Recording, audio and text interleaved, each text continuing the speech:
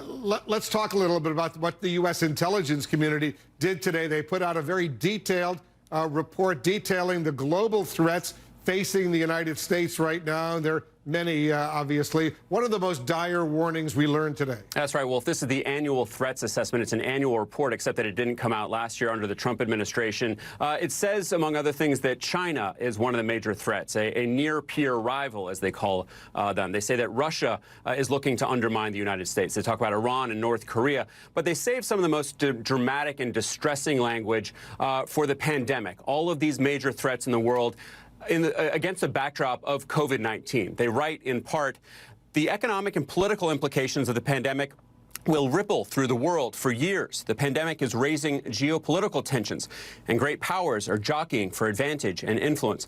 Now, Wolf, normally this report comes out before what are known as the worldwide threats hearings, in which the heads of the intelligence agencies go before Congress and testify about these major threats. That's going to happen tomorrow in front of the Senate and on Thursday in front of the House. It did not happen last year because back in 2019, under President Donald Trump, when this happened, the heads of the intelligence agencies essentially got up there and contradicted the president on issues like Iran and North Korea, and he was infuriated. He tweeted that they should go back to school.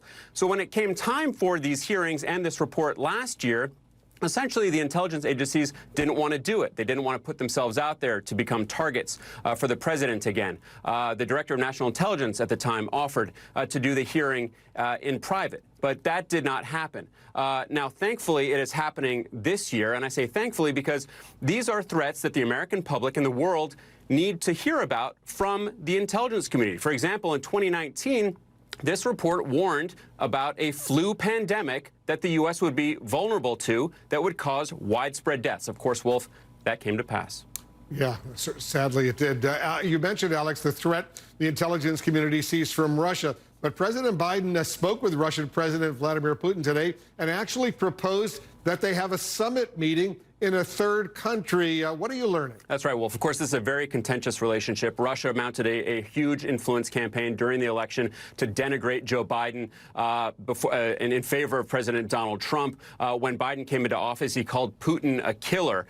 So this relationship did not get off to a good start. But here we have this phone call that happened today. President Biden, we understand, proposed a summit between him and the Russian president in a third country, so not in Russia, not in the United States. It's unclear where that would happen or when that would happen. The White House said that it was looking to make the relationship stable and predictable, to focus less on the adversarial side of things and focus more on the issues.